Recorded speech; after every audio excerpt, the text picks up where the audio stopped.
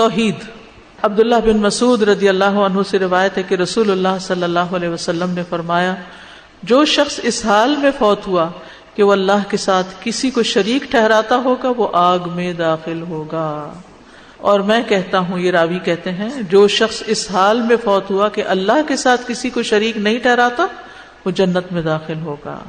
تو یاد رکھیے، شرک سب سے بڑا گناہ ہے، سب سے بڑا ظلم ہے، سب سے غلط اور باطل عمل ہے۔ یہ ایسا گناہ ہے جس کو اللہ تعالیٰ بخشے گا نہیں۔ ہر گناہ جو اس کے علاوہ ہو، جس کے لیے اللہ چاہے گا اس کو بخش دے گا، جس کو چاہے گا جنت میں داخل کر دے گا اور جس کو چاہے گا عذاب دے گا۔ اور اسی طرح اگر کوئی جہنم میں چلا بھی گیا تو سزا بھگتنے کے بعد بھی نکال لیا جائے گا، سوائے شرک کے۔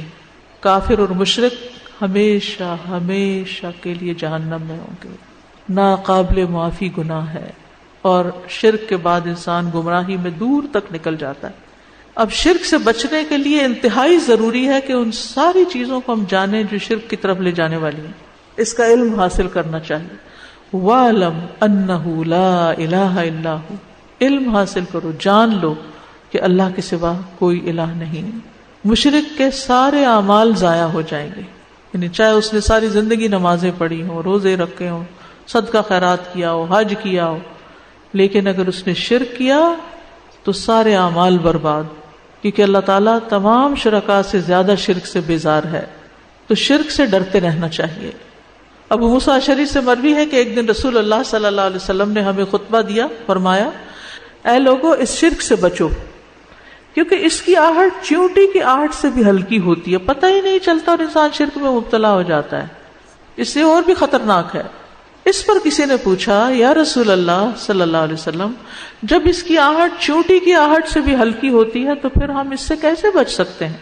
آپ نے فرمایا، تم یوں کہتے رہا کرو، اللہم انا نعوذ بک من ان نشرک بک شیئا نعلمہ ونستغفرک لما لا نعلمہ۔ اے اللہ، ہم اس بات سے آپ کی پناہ میں آتے ہیں کہ کسی چیز کو جان بوجھ کر آپ کے ساتھ شریک ٹھہرائیں، اور اس چیز سے آپ سے معافی مانگتے ہیں جسے ہم جانتے ہی نہیں، یعنی لا علمی میں اگر ہم سے کوئی ایسی چیز ہو گئی ہے تو آپ ہمیں معاف کر دیں۔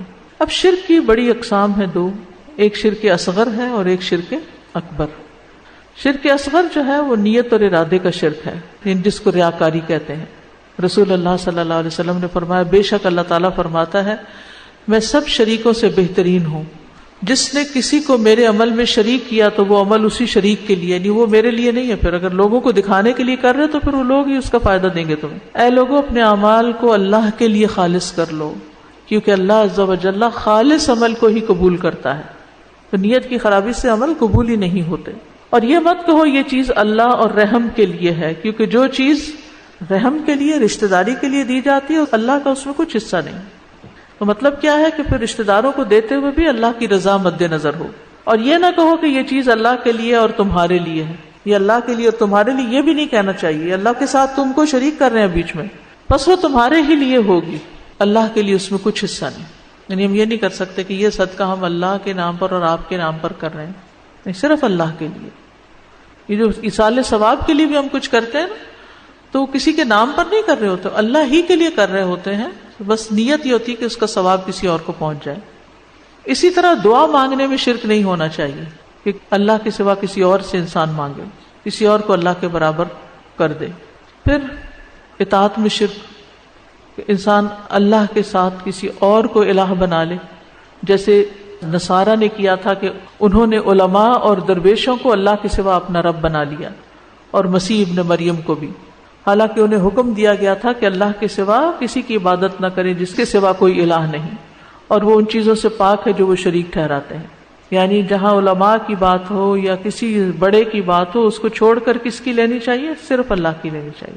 اسی طرح تعویذ لٹکانا، پھر اسی طرح بدشگونی لینا، غیر اللہ کی قسم کھانا، اور باقی یہ جو بڑی بڑی قسمیں ہیں جیسے بتوں کی عبادت کرنا، یا اللہ کے ساتھ کسی اور کو اپنی عبادت کا مستحق سمجھنا، اس کے آگے سجدہ کرنا، یا اس سے دعائیں کرنا، یا اس کے نام کی نظر و نیاز دینا، یا اس کی قبر پر چکر لگانا اور حج کی طرح طواف کرنا، یا اور اس قسم کے کام کرنا، تو اس سے بھی بچنے کی ضرورت ہے۔